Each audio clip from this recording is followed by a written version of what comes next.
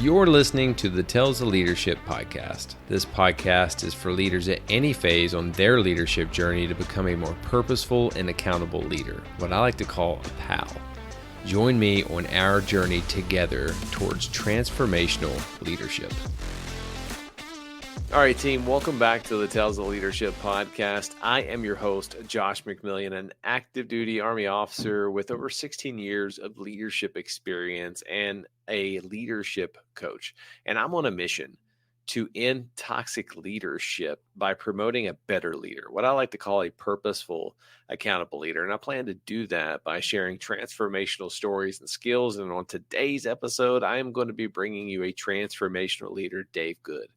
Dave is a principal operation lead for Chick-fil-A in Atlanta, partnering with operators and operator groups to execute their strategy and achieve their vision and their goals. He currently serves 30 operators with 35 restaurants in Charleston, South Carolina, and in Newport News, Virginia, and Virginia Beach, Virginia. Prior to his current role where he works at in Chick-fil-A, he served over 30 years in the Air Force, retiring at the rank of a colonel in 2022. And during his Air Force career, he commanded at a group and at squadron levels. He has held various operational and staff positions, including logistics, strategic development, and legislative affairs. He volunteers as a board member for Georgia Veterans Service Foundation. You'll get that theme throughout this episode, is that he is a servant leader, and he's also a mentor at the University of Georgia. And one of the themes that I got through this episode before we bring Dave on is that he continuously chases hard things. He chases growth. Bottom line, Dave is a purposeful, accountable leader. Let's bring him on to Tales of Leadership.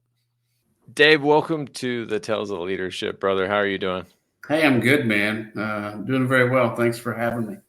Yeah, it's an honor and privilege. And I mean it every time that I get to talk about something that I'm passionate about, it's a good day. And the pedigree that you have coming onto this show, I know it's going to be a great episode because you have a lot of wisdom to share. But with that being said, just kind of take the time to provide an overview to the listeners of who you are. Yeah, absolutely. Again, thanks for having me. This is very cool. Looking forward to the opportunity to talk about leadership. So a little bit about me. I currently work for Chick-fil-A. I'm basically a business consultant. The title is operations lead, but essentially I'm an internal business consultant, and I support owner-operators within the company. So I've been doing that for about a year. Transitioned from the Air Force last October. I retired after a 30-year career. So pretty abrupt transition there, going from defense to restaurant. I have no experience, in the restaurant industry. We can talk about that a little bit too, if you'd like. So yes, I did 30 years in the Air Force, mostly sort of logistics, did a little bit of, strategy development and some legislative work, things like that. Married. My wife and I have been married for 23 years, and we have two daughters. I have a daughter who is 19 in college. We live in Athens, Georgia. She goes to the University of Georgia, so it's kind of cool. So I've got my college kid like 10 minutes down the road, and then I've got a 17-year-old who's a junior in high school. I have to ask the question because I was LinkedIn stalking you because I always like to prep for these podcasts. Right. So you went to school at Georgia and you went to school at Auburn. So yeah, what's your favorite football team? Yeah, I'm absolutely Georgia, man. And you kind of have, I don't know if you can see it here. I got the Bulldog going there. Living in Athens, you have to be all Georgia. But so I grew up in South Georgia, where there's a lot of Auburn fans, a lot of Georgia fans. So I was familiar with both. I was really a Georgia fan. I enlisted for 4 years out of high school, and then came back and went to the University of Georgia because they had a good scholarship program there. Well, then when I went back on active duty, this was back in the day. This is really going to date me because everything is online now. You can get degrees from anywhere online. Back then, Auburn was one of the few schools that offered an online or distance MBA. And I'm almost embarrassed to tell the story, but they would send you would record a videotape, and you would send the videotape in of you doing your presentations, and they would send you videotapes of the classes. It evolved to DVDs. That's how advanced it was, but that's how I got my MBA in 2002 from Auburn. So That's amazing. Yeah. So when I spent most of my time at, forgive me now, I can't think of the name. I think it's Fort Moore. It used to be yeah, Fort Benning. If I'm wrong, I'm sorry. But it was right beside Auburn, but it was in Georgia. yeah, So there was always that, who's the team in that area. So when I saw you right. went to both of those schools, I was like, oh, that'd be an interesting question to bring up. Yeah, I play on it depending on who I'm talking to. If I'm working with an Auburn guy, I'll play on the Auburn side, but 100%. mostly it's Georgia. So you have a wealth of knowledge when it comes to leadership, and what I would love to kind of start off with just the question is how do you define leadership, and how has that changed kind of over the years? Yeah, yeah. That's a great question. I don't know if I necessarily define it because I think, like most things, it depends. It depends on what you're doing and I love it. kind of what role you're in. What I valued as a leader in the military is quite different than what I value as a leader in the corporate world, and really with Chick-fil-A, which is kind of a bit of a niche within the corporate world as well. But I think if I look at common threads amongst all of it, to me, it's having an outward mindset and selflessness and humility, being focused on taking care of others and caring about others more than you care about yourself. If I look back at the leaders that I had in the military that I really, really respected, and the ones that stand out to me, they were very selfless, and they were very humble, and they were more interested in opening doors for other people than for themselves necessarily. And I see the same thing in the corporate world. I see a lot more of it at Chick-fil-A because that's the kind of company it is. But still, it's that same thread of just being focused more on others than on yourself. I love that term of outward mindset because so one of the key problems that I'm trying to address is the difference between a toxic leader and a transformational leader. And that's just another way of thinking about it, is that an outward mindset is how can I add value to the team, the organization, people around me versus having, like an inward mindset. How can the people and the team benefit me to get to my goals? I never thought of it that way. I love that. Yeah. Yeah. So starting off with your leadership journey, I really want to kind of take it back is, why did you decide to join the Air Force in 1992?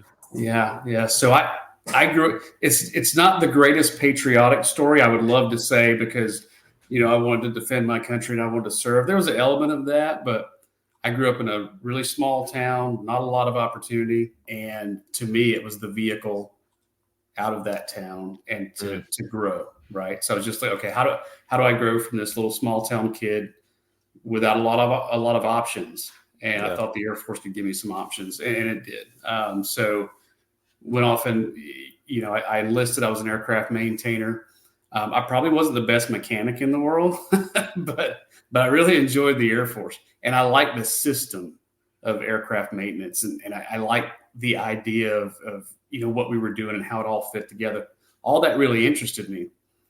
But as a young E2, E3, nobody really cared about my opinions, right? They just wanted me to go work on the airplane, which is not the part I was the greatest at, and I probably didn't have the most passion about.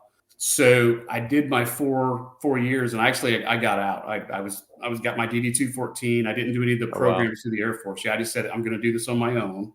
So this was old school. I picked up the phone. I was calling universities saying, "Hey, do you have a slot in ROTC that I could get into?" And fortunately, when I called the University of Georgia, they did. And so I decided to pursue that. So I knew I loved the Air Force. I liked the idea of it, but I wanted to have more influence. I wanted to have, just to have a seat at the table, I guess. So I went to ROTC, did another 2 years because I'd already done like a few years doing night school and things like that while on active duty. So I did 2 more years and then commissioned as a lieutenant. Went back into the same career field, which in hindsight was really fortuitous because then I'd laid that foundation. I knew sort of how it worked at the ground level. Now I was getting into the management side of it. So being prior service, there was always a distinction between military officers who walked that path before and Mhm. officers who kind of just came there. They had the institutional knowledge or at least the foundational knowledge to be successful, but they also had almost instant rapport in a way. Mhm. Like when you talk to your team members, I guarantee you Yeah. that they automatically listen to you versus like a brand new second lieutenant who came in was kind of giving orders. They had to Mhm. really gain the influence from their platoon sergeant. At least from in the Army, we have our counterpart, which is the platoon sergeant. So I really Yeah. want to kind of hit on that because that is a key point. And Mhm. I did not know that you were prior service. So Yeah. wow, you got to the rank of E2. And then Yeah. you go chase hard things, figure out how to get a master's or a bachelor's degree, not even Mhm. using some of the programs, like Green to Gold and other things that I'm aware of. Yeah. Then you stay in 30 more years and retire at the rank of a full bird colonel. That's an amazing career. So that's Yeah. awesome. I just want to say that. Yeah. Well, thank you. I appreciate it. Yeah. I never really think about it. I guess when you say it like that, it was a great journey. And I'll be honest, probably like most of us, I didn't, if you'd have told me I was going to do 30 years, even when I went back in as a lieutenant, I Yeah. probably wouldn't have believed you. But, I felt like as long as I was continuing to grow, then it was something I wanted to continue to do.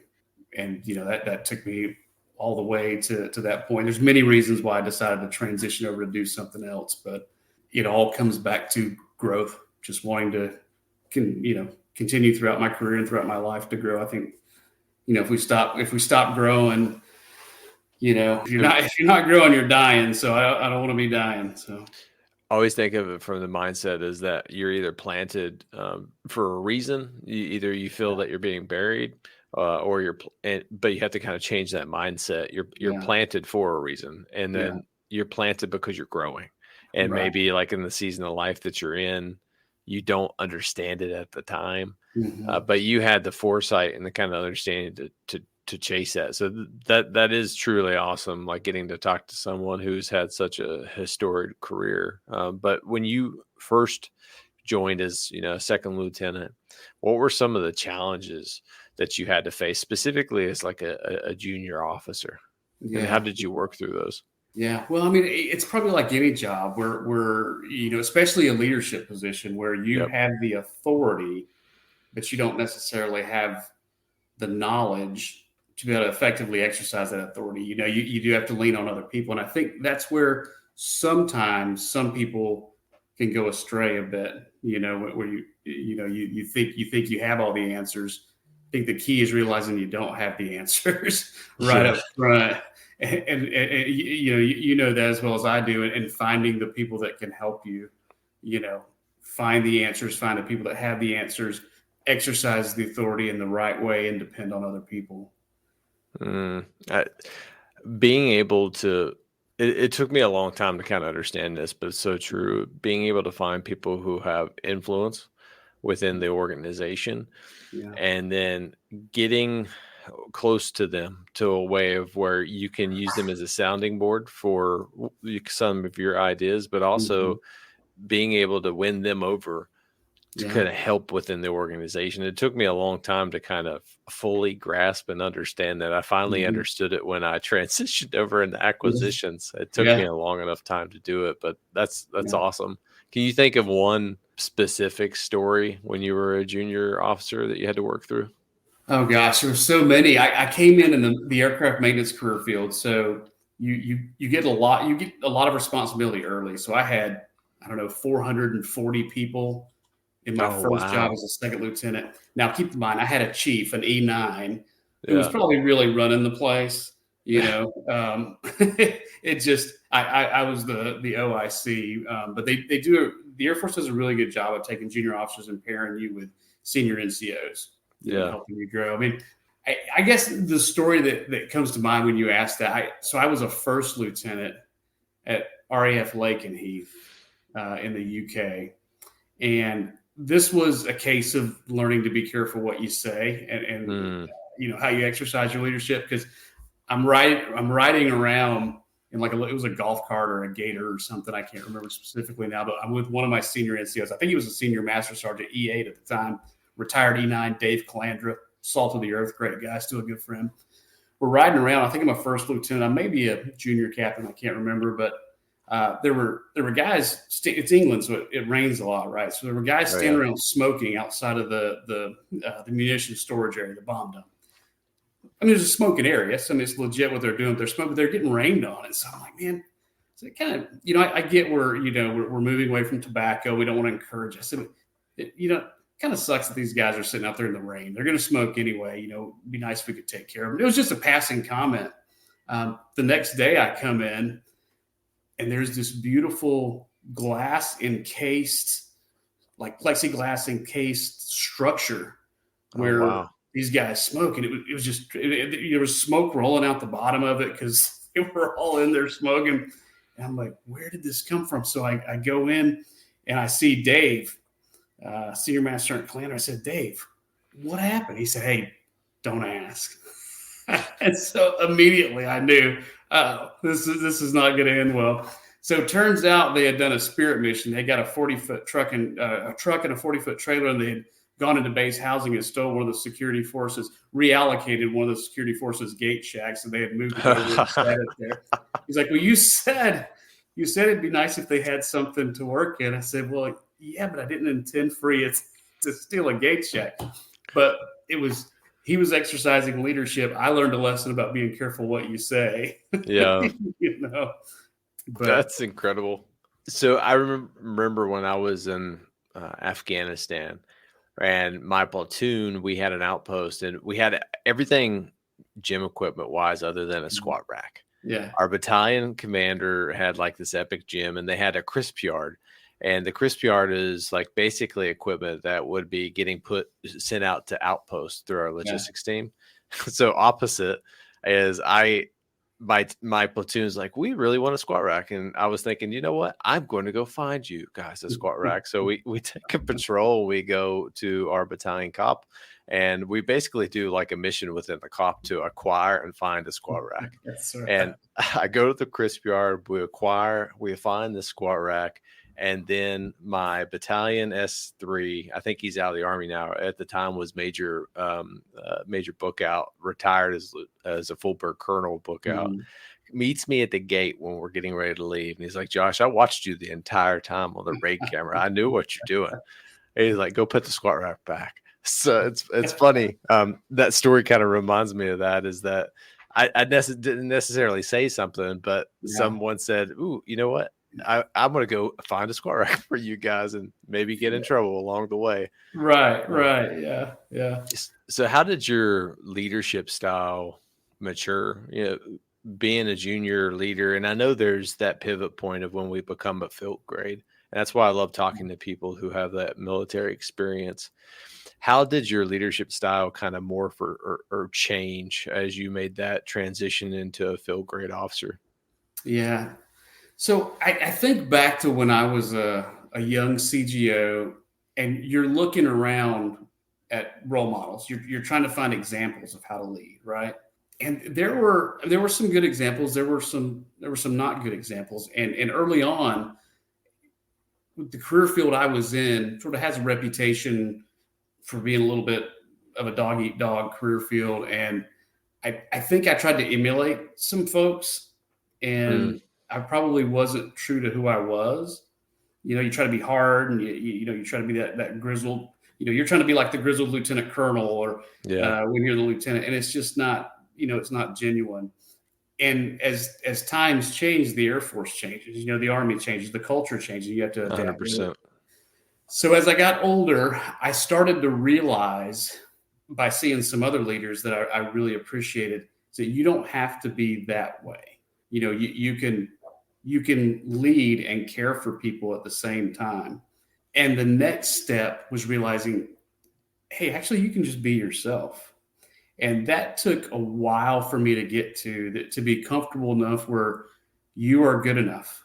They put you there for a reason, and take the lessons you learn, good and bad, from others, but then be your own leader. You can read books about leadership, all these things, but ultimately be yourself.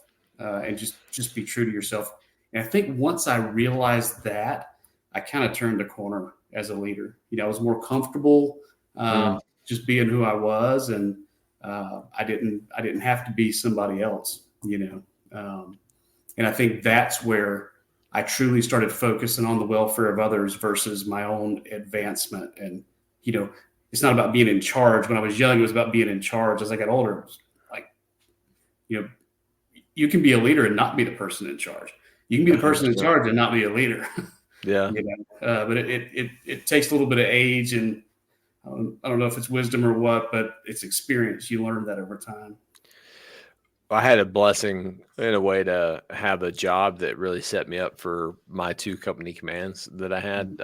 I was an observer coach trainer at Fort Polk, Louisiana, and I got to see, I believe it was like 26 different rotations. I was embedded with that company commander at the hip, and I got to see, the good, the bad, and the ugly. And I saw all these different types of leadership styles. Yeah. But what I did is exactly what you just said, is I just pieced them all together of like, hey, this is what works, this is what doesn't work. And at the end, I got to do a deliberate AER with each one of the companies.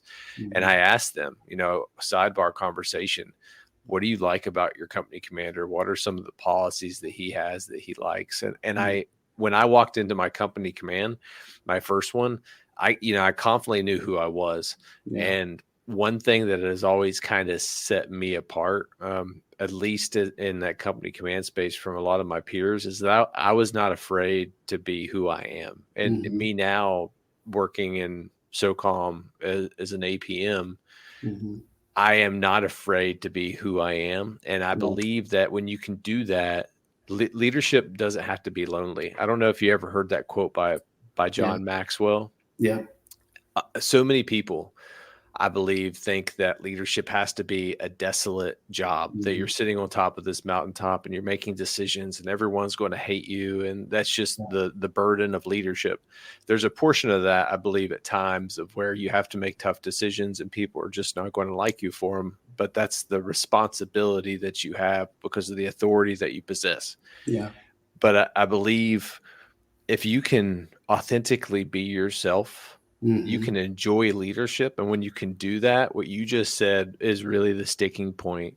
You can open your eyes, see the whole battlefield and realize, oh man, there are these people out here and I'm going to go make their day as best as I possibly can. Yeah. I love that. Yeah. I became less directive. Yeah. The longer I was in it, the more senior I became from a position or rank perspective. I was less directive. I was more collaborative. Yeah. I was probably less brash as a colonel group commander than I was as a captain flight commander. Oh, 100%. I remember me as a young lieutenant, I was like knife handing everyone, especially when I was in Afghanistan, like infantry, combat arms, knife hand. Yeah. And as I'm getting older, I don't know if I'm just mellowing out, but I am so much more mature. And I like the military, at least in the infantry side, we always say tactical patience. I have developed the ability to just have amazing tactical patience and just let the environment kind of mature around me. Yeah. So that's a nugget. Yeah. Being able to mature and have that wisdom in the military, I guess in the Army, they have this concept of mission command. Do they have that in the, Yeah, that's absolutely. It.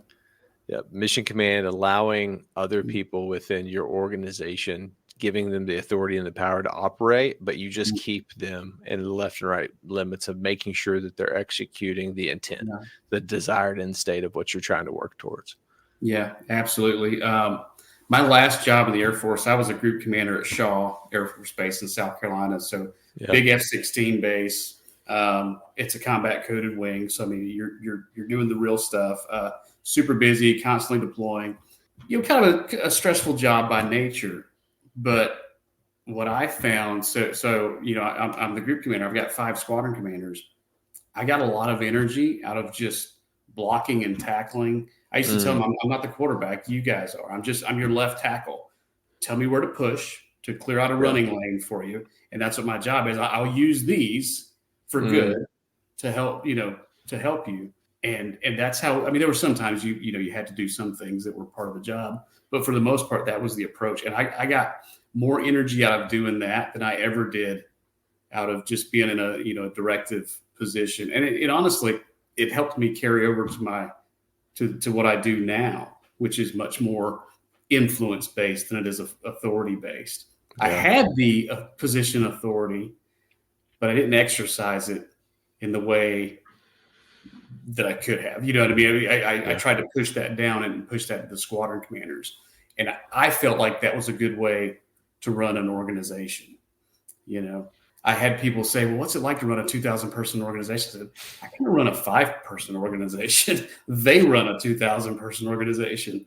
Yeah. I'm just there to help them. That's a great point. And I'm experiencing it right now is that I was a company commander, and it's funny, when you were a lieutenant, you were leading more people than I was in the Army as an HHC company commander. So a seasoned company commander had 250 some soldiers. A normal infantry battalion has like 600 and some. You coming straight into the Air Force with over 400 airmen is absolutely incredible with the just amount of responsibility that you had thrusted on you. Yeah, it was probably a very bad idea. It probably should have been much smaller than that, but we made it work. So one of the questions that I have is when you were in that senior role, how did you kind of mentor the junior soldiers that you had underneath you of grooming them to become that next leader? Yeah, so that's the hardest part, right? Because when you're at that position, the job naturally pulls you away from that, right? It can pull you to your computer, to your email. You're constantly working with your boss and with your peers.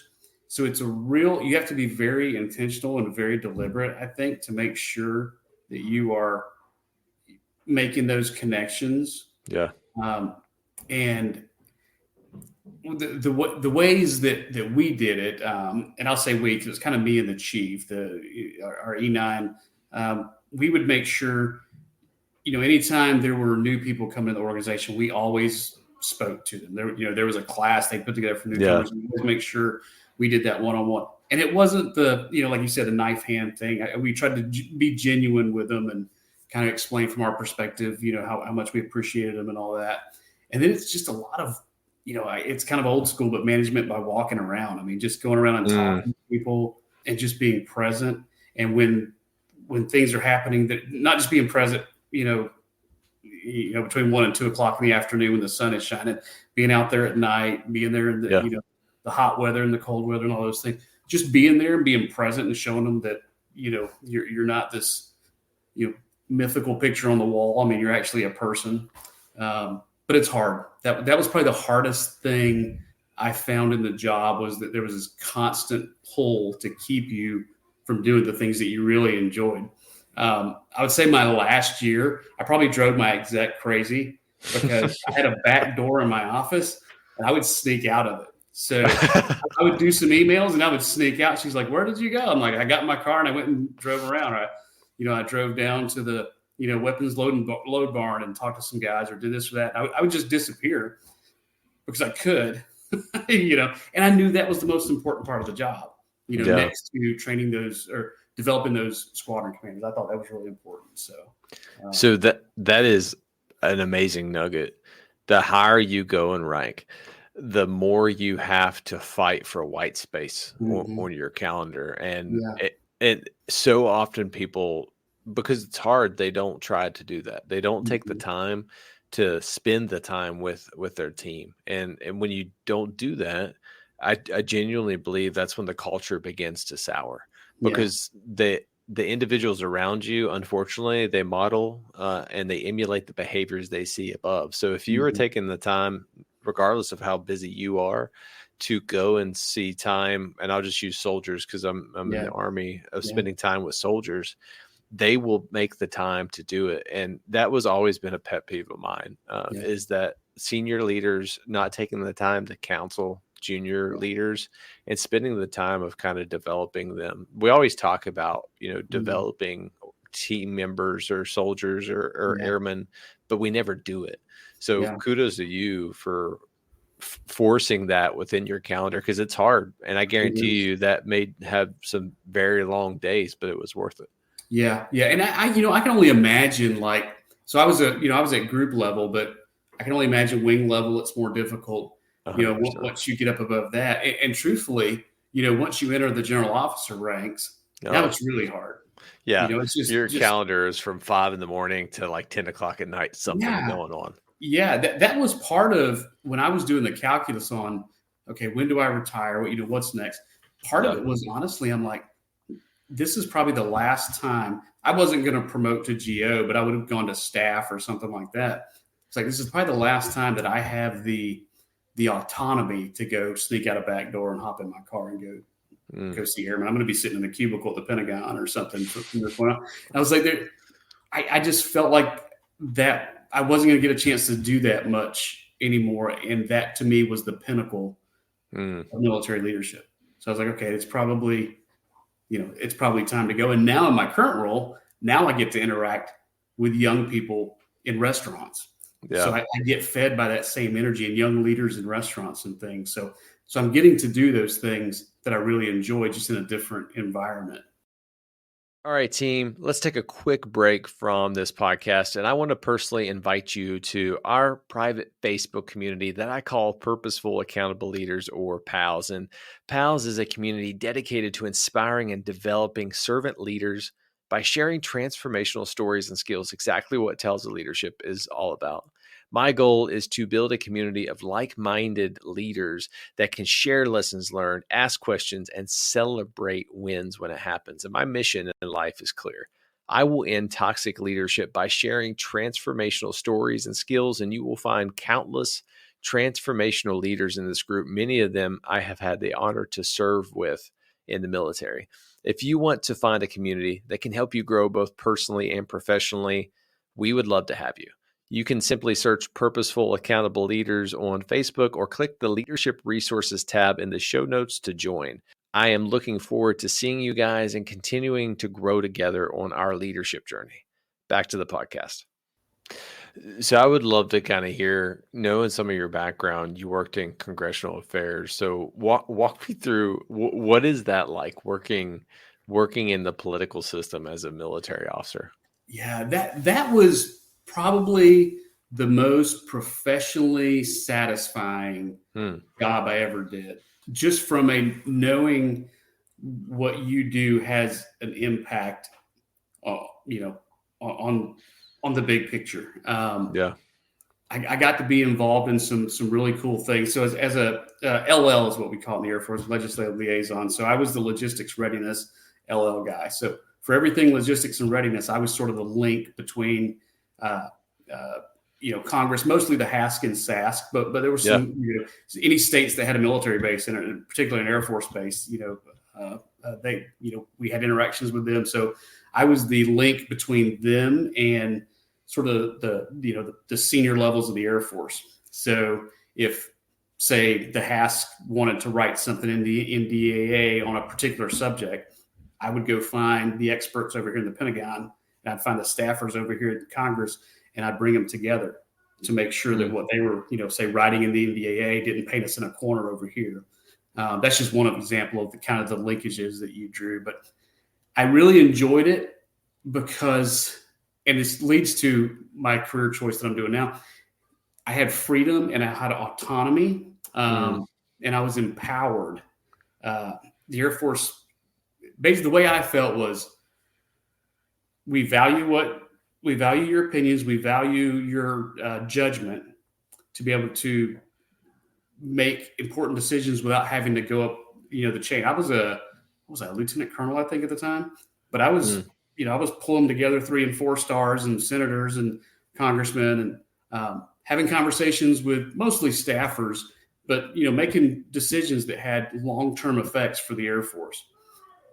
And so I got a lot of satisfaction out of that. I thought it was a really, really interesting job. I did it for 2 years, and I think that's about the longest you want to do it, because then you've probably seen most everything once, and then you start going through, you can get cynical in that environment. 100%. Too long, right? So I did it for 2 years. It was enough to make me dangerous, but it really helped me for the rest of my career understand how decisions were made and the impact of what we were doing at the tactical level to the big picture. So it was really, really great. I wish everybody had the opportunity to at least, have some experience with that.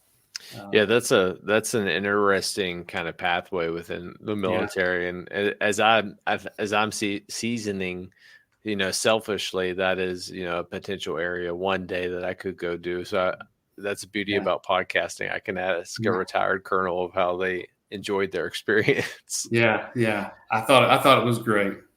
So you walk me through your transition. You spent 30 years, well, actually probably more than that, probably closer to like 33 years, 34 years with your enlisted time as an airman. And then you get out. How long did it take you to kind of find what you wanted to do, that passion to where you currently are right now? Yeah. It's a process. I knew, so if I go back, it was about a year out. I knew when I was going to retire, submitted my paperwork. So now the clock's starting to tick. And I really didn't know up front what I wanted to do. I knew what I didn't want to do. And that's where I started. And I knew, and we all approach it differently because, we're all wired differently. I did not want to do what everybody else had done. I didn't want to go into, government contracting, wouldn't want to be a government contractor. I really didn't want to go into aviation.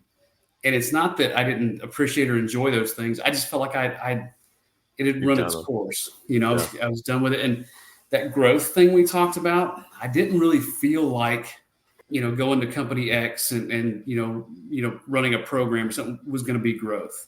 And so I knew I didn't want to do that.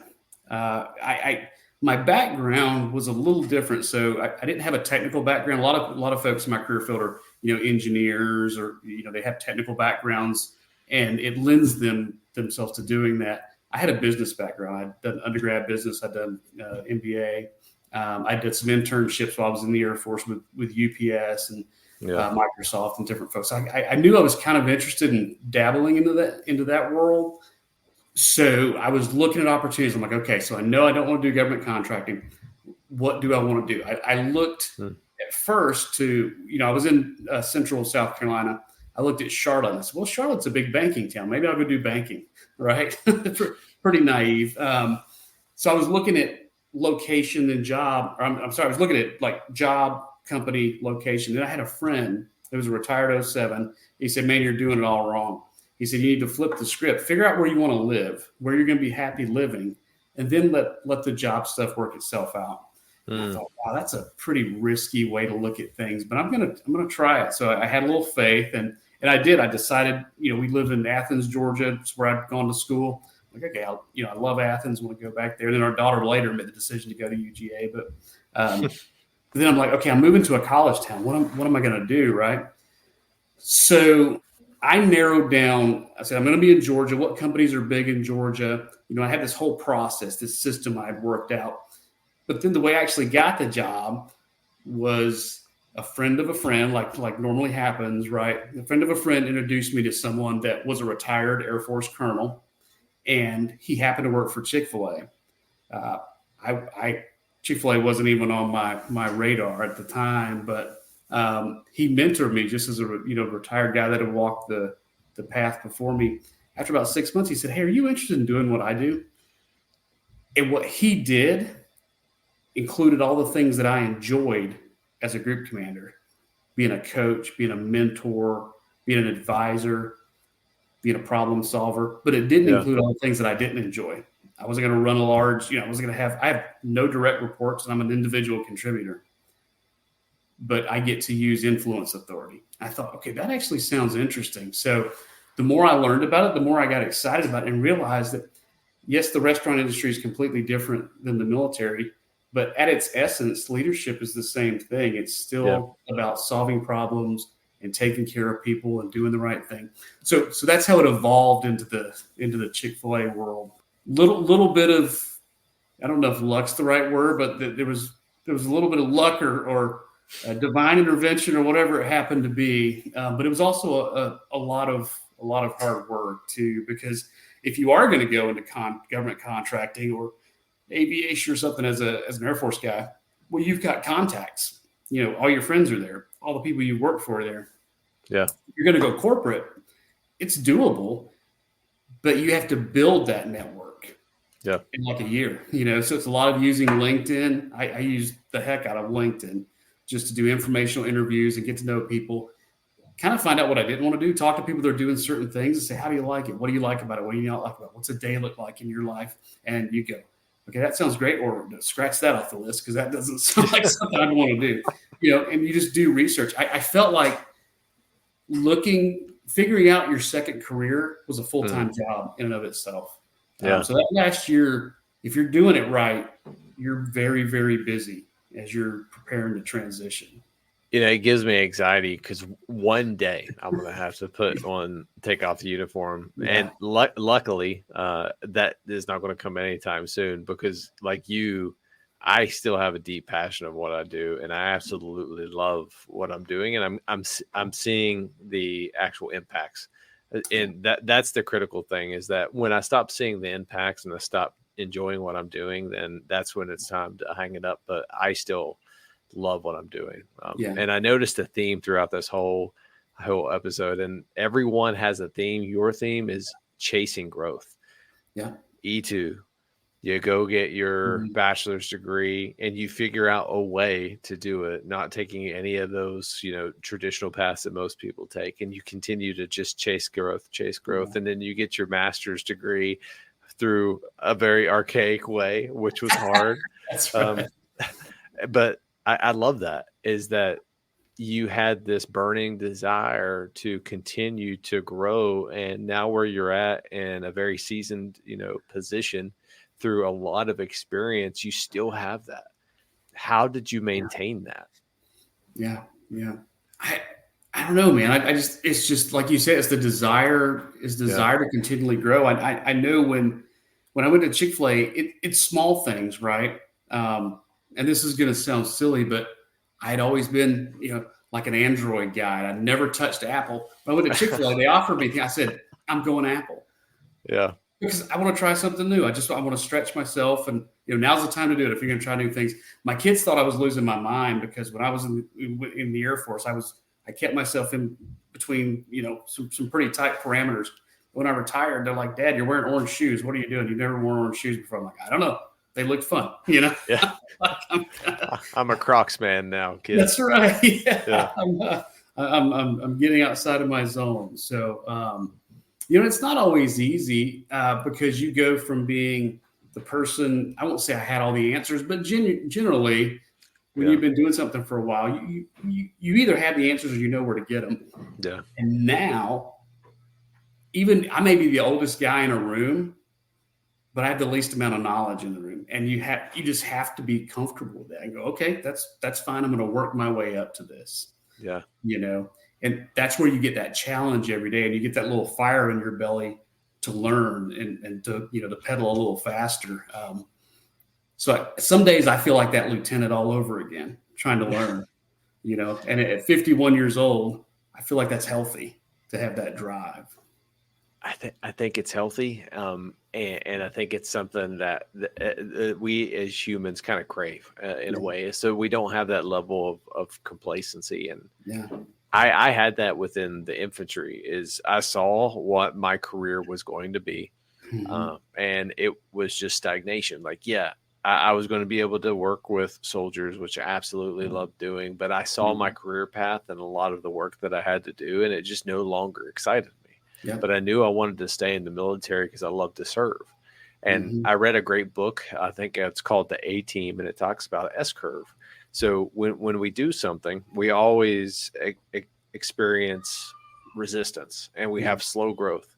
But when we start to continue to do something consistently, we have exponential growth. And at a certain point in time, we choose to either stagnate and stay in that current position, which I think a lot of people do because they feel comfortable, or they do what you do, Dave, and you chase something else.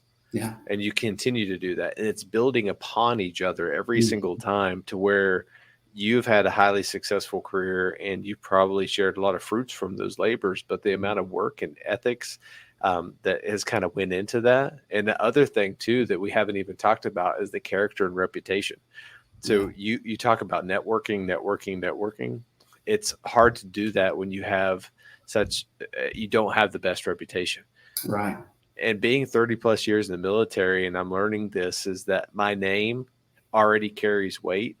Right. When I walk into a room, even if someone hasn't met me, they know who Major McMillian is, probably. Yeah. They have a good understanding of who I am, and that already formulates their opinions of them. And that's a nugget that I wanted to go back to. You never know when you're going to be working for someone or with someone. And I'm not saying that from a way of trying to manipulate the situation, but going back to the point of just being yourself. Don't be someone that you're not, and everything will work out in the end. Right. Right. Well, I love that, brother. So I got to ask you, Chick-fil-A, why are the lines so long? The food's so good, man. I mean, I hope that's the reason. I hope that it's fast and accurate. I hope that it's clean and safe. I hope that you get genuine hospitality and the food tastes good. All those things combined is what brings people in the door. It's what brings me in the door. I'm still a customer. I'm telling you right now, Chick-fil-A is my favorite restaurant. One, because it aligns for fast food. It aligns with my core values of what I want my family to kind of be surrounded by. But you always know what you're going to get. You're going to get great service. You're going to get great food. And exactly what you just said. And it's going to be a great facility. And what always blows my mind is just the system.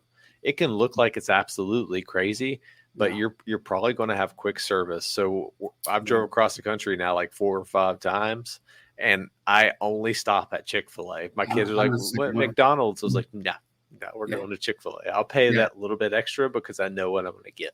Yeah, you know the bathroom is going to be clean. You know what you're going to get. You know people are going to treat you well. I will tell you one thing you made me think back to that I didn't mention before when we were talking about why I went to Chick-fil-A. One thing that I did learn when I was researching, retiring and transitioning and the areas where people tend to have problems.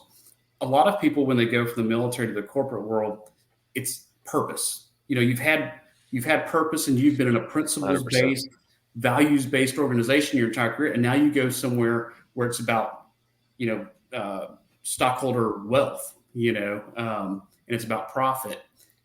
And so I was thinking, where can I go in the corporate world that's still principles based and values driven? Yeah. And man, did I land in the right spot. I mean, Chick-fil-A is that in spades. I won't turn this into a big Chick-fil-A session. I'm not representing Chick-fil-A or the Cathy family here. But the first 3 words in the Chick-fil-A's purpose statement is to glorify God. Yeah. And I thought, wow, that I don't know of any other company that's bold. That does that. It's bold. Yeah. And they say it's a people company that sells chicken, which is a little campy when you first hear it, but then when you do it, you go, actually, that's true. I mean, they do a lot of things in the community. They do a lot of things for people, and chicken's the vehicle that drives it. So, so whether it was Chick-fil-A or whether it was somewhere else, I was looking for something that filled that void. So I wouldn't find myself going, why am I getting up every day? Why am I doing this? Those are some of the questions that I really wanted to dig into, is because every single time I come to Chick-fil-A, the quality of the person who works there is always top notch. And I know there's some magic there. Maybe you can't share the proprietary like hiring, but when you're looking for the culture of how you're hiring someone, what is that selection criteria? Because I guarantee you there's some wisdom there. Yeah. So what's interesting, what I learned is, you have Chick-fil-A, the company, and it's a franchise arrangement. So you have owner operators that own their restaurants. And so they're responsible for hiring. So the team member that's taking your order and is preparing your food, they're actually employees of that owner operator. I think where the real magic is, Chick-fil-A Inc. hires really good operators, and they really are focused on supporting. Everything is subordinated to supporting that operator. So my job specifically is a good example. So I have 29 operators with 36 restaurants, because some have more than one. But my entire existence is to serve them. I'm there to help solve problems for them. Almost like when we talked about legislative liaison, Yeah. where you're that go-between between Congress and the Air Force. I'm that go-between between that business owner out in that community and Chick-fil-A Inc. And I'm there to serve them and to help them, clear those roadblocks and be that left tackle and do all the things to solve problems for them. And I think that's the real magic. So if you're taking care of them, they're taking care of their team. And if they're taking care of their team is taking care of those customers. And so it really does work very well. It's almost that inverted pyramid that we sort of talk about in leadership a lot, but it really is that way. It's really that's how things operate within Chick-fil-A. So I think and it's not always the case. I mean, everybody you hire is not going to be, the all-star, but for the most part, I think the process works very well from Inc. to the operator, to the leadership, to team members, customers. Ultimately it's all about the customer, but if you take care of everyone along that chain, they'll pay that forward. I have a boss right now, and he always kind of defines himself as a traffic cop. If you kind of think about that, like he's not necessarily doing the programmatics and making things happen, but he is removing barriers from us and being the connector to allow us to do our jobs more freely, and in turn, we can take care of our people more. Yeah. And I love that. And now that you brought it up, I can see that connection between the congressional affairs and then now what you're doing. And do you say 26 different operators that you're 29 operators, 36 restaurants. Yeah. Wow. Yeah. And so the three parts of the job, there are 3 R's. I'm a relationship builder. I'm a resource broker, and I'm a restaurant specialist. Now, I will admit that third one, I'm not there yet. I'm learning to be a restaurant specialist. Resource broker, I'm learning, figuring out where to, to help connect the operator to the resources at Chick-fil-A. But the relationship builder, that part I've gotten pretty decent at. I've basically become, they're my friends, these guys that are running these restaurants, and that gives me energy. It takes a little bit of what I did as a group commander and some of the things I had learned along the way to get to that point. It takes a little bit from what I did as a congressional liaison guy, and it sort of puts it all together. So it's just a really good fit. It's really neat how it worked out, to be able to do that at this season in my life. I think it's funny, like how it's true in anyone's life. If you really genuinely kind of look back of how the jobs that we've had and the events that we've had shape where we are right now. Yeah. I can't remember. I think it's Proverbs 19:21 or 21:19. I have to look at it, of where we can take basically our own path, but the Lord determines our steps.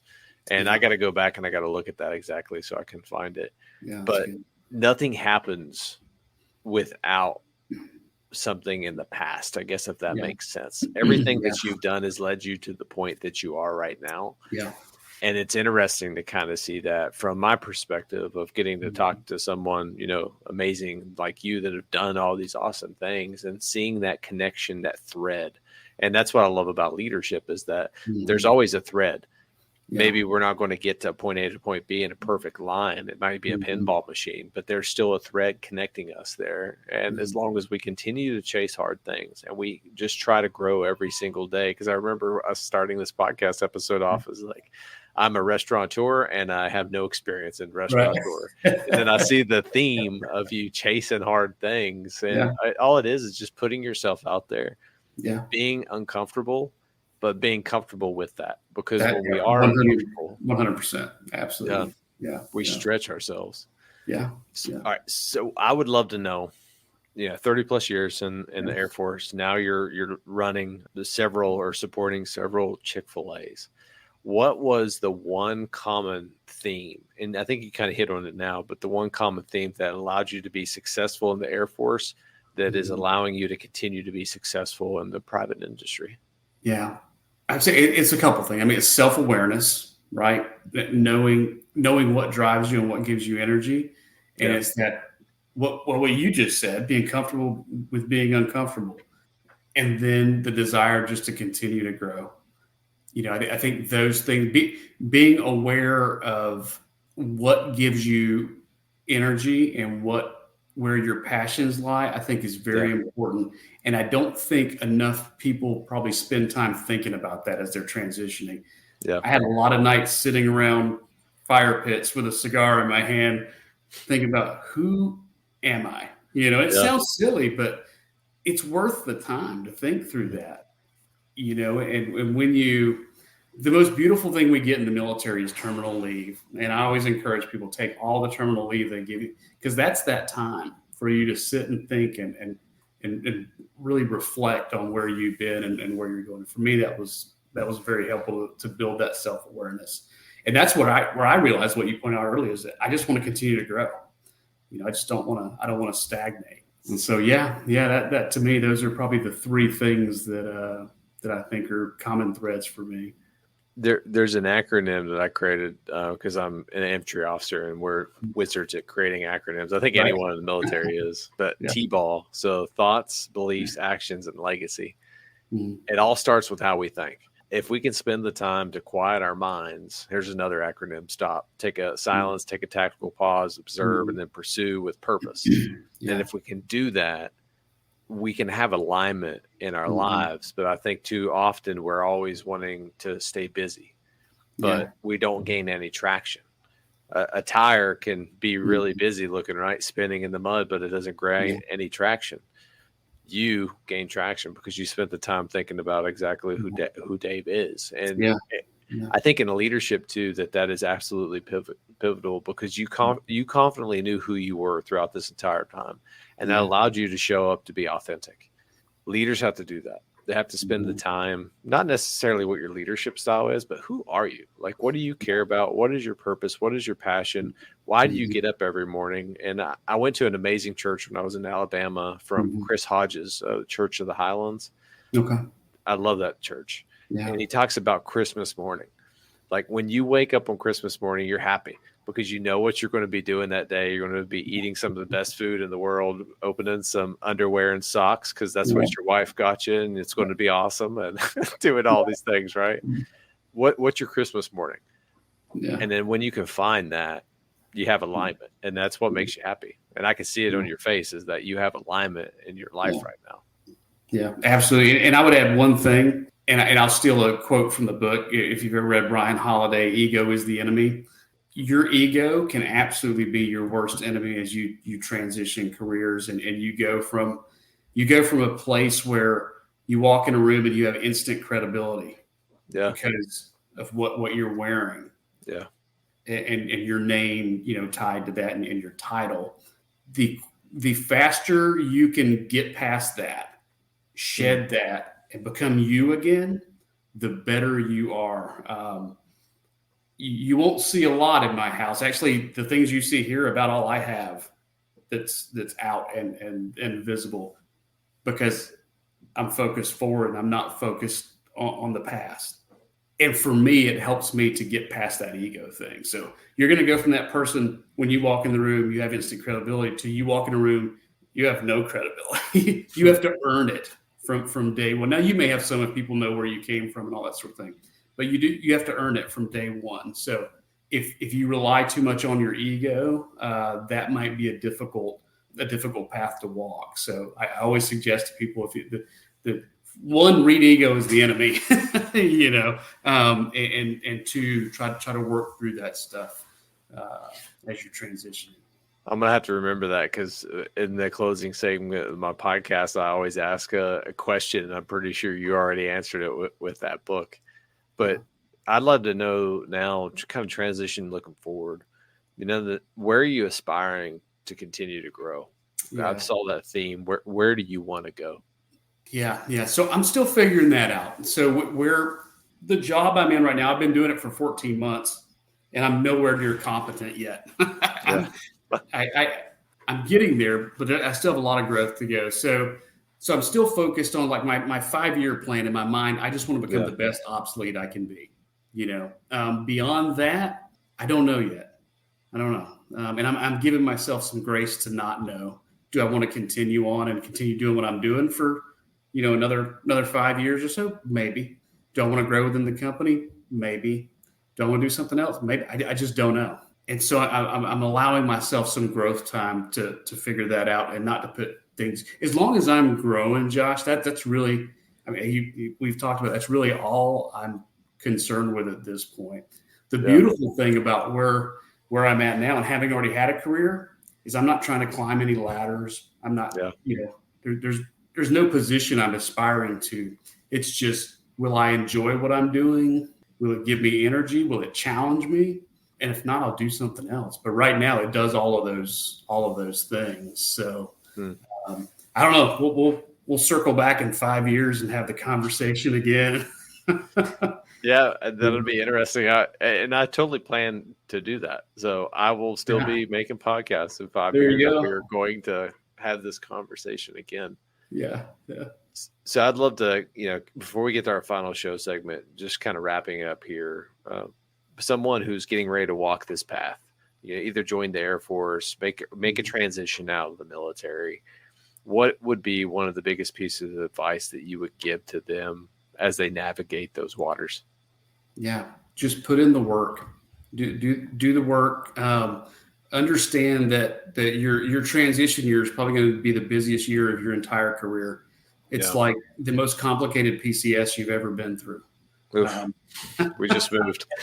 We all think when you're at the end, you'll be able to breathe easy, but it's good because you're going through a lot of things. You're going through things emotionally, spiritually, possibly. You're everything in life. I lived more life in between last September and now than I think I had the previous, 30 years of my career. Just because so many things happen in a short time. Now, having said that, I had a daughter getting ready to go to college. I had another getting ready to drive. I was turning 50. There's a lot of things you're dealing with that normally any one of those things would be a significant emotional event. Well, they were coming at me like every week something new was happening. So I didn't have time to sit around and, focus on it too much. It was just like, all right, well, you got to work hard. You got to put in the time. So just be willing to put in the time, put in the work, do the research. That's probably the best advice I could give. It's time for our final show segment that I like to call the Killer Bees. These are the same 4 questions that I ask every guest on the Tales of Leadership podcast. Be brief, be brilliant, be present, and be gone. Question 1. What do you believe separates a good leader from an extraordinary leader? I'm going to repeat myself because it's an outward mindset. Yeah, I love it. So question 2, and this is the one I think you've already answered, but we'll see what one resource that you could recommend to our listeners. But lots of books, but I guess if I had to narrow those down to sort of this transition season seems to be what we're talking a little bit about right now is I love Ryan Holiday books. Ego is the Enemy. There's another, The Obstacle is the Goal. Those are probably 2 of the books that I got the most out of as I was actually, while I was in command, I used those as well. And they helped me from that aspect. And then it also helped me as I transitioned to doing something else. Wow. And then, I'm going to plug LinkedIn because LinkedIn is an incredible resource if you do it the right way. Yeah. I will second that. And for one of the reasons, you had no idea who Josh McMillian was. Josh McMillian sends you a message. Hey, sir, I'd love to have you on the podcast. Yeah. No other platform would I have the ability to find amazing people like you to do that. And I have some really high caliber people on the show, and I meet them on LinkedIn. So I'm grateful for that. Yeah. The third question, if you could go back in time and give your younger self a piece of advice, what would it be? Be more focused on, I would say be less focused on what position you'll achieve or who, where you'll be in the chain of command, and more focused on taking care of people. I figured it out later in life, but I wish I had focused on that in my earlier years and understood that as I was growing as a leader. I love that. So the last one is, if someone listens to this podcast and they genuinely resonate and they can reach back out to you, how can they find you? And then what is the best way to add value to your current mission set? Yeah, so you can reach me on LinkedIn. I actually have I have a lot of veterans do that already, and I'm always willing to talk to anybody, and help the next person in line. There's a lot of people out there who, I don't want to disparage anybody, but there's some for-profit areas in the veteran transition space, and I would just say there are enough people out there who aren't looking for profit. That can help you. So pursue those. And I would like to consider myself as part of that. I'm always willing to help the next person. And I'm sorry, what was the second question? No, how can they add value to you? Yeah. How can I add value? How can our listeners add value to you? Add value to me? I mean, I'd love to hear about anybody's journey and where they're going. And I'm a lifelong learner. So, I would just love to connect with as many people out there, whether it be in the military transition space or somebody joining the military or in the middle of their career. I just enjoy getting to know and network and learn from them as much as I hope to be able to help teach them as well. Dave, it's an absolute honor and a privilege to be able to record a podcast with you and be in a room in this space with someone who's had such a wealth of experience through being in the Air Force and now running a successful, business in Chick-fil-A. Humbled for the opportunity. I learned a lot. I know that anyone who listens to this episode will learn a lot. So just thank you. Yeah, no, thank you, my friend. I appreciate it. Had a great conversation and look forward to continuing to follow you. I appreciate it, brother. Well, have a great night. All right. You too. Thanks a lot. All right, team. What an amazing episode with Dave. I personally learned a lot, and I wrote, again, multiple pages, and it's really hard for me to distill down what the top 3 takeaways, but it's time for our after action review. So what are the top 3 things that I learned from Dave for this episode? And the first one that I learned is you have authority when you're a leader, but you do not have the knowledge. And it kind of goes back to one of the last things he talked about, and that was ego. As a leader, you have to be willing to let go of your ego. And what better examples than him sharing his leadership journey? He spent over 30 years in the Air Force and had to reinvent himself getting out of the military. And he retired the rank of a colonel. And to be able to let go of that rank, to humble yourself and understand that you're not the smartest person in the room, requires a healthy dose of humility. And as a leader, you have to understand that you may have authority, but you don't have the knowledge, and understand that there's other people that are much smarter than you. And you have to have humility. Let go of your ego. The second thing that I learned is there was a theme throughout this episode talking about discovering who you are, understanding what your purpose and what your passion is. And that's a theme throughout all of these, but thinking about it in this lens. If you don't know who you are, confidently know who you are, then you can't lead authentically. And there's a concept that John Maxwell talks about, is that leadership does not have to be lonely. You don't have to be sitting on the mountaintop just talking to yourself, right? That's not what leadership is about. It's about spending time with the people, and it's about being able to create positive change and drive culture where people want to come to work. But if you don't confidently know who you are, what you're naturally going to do is emulate the behaviors of other leaders that you have around you. And maybe those behaviors are not the best.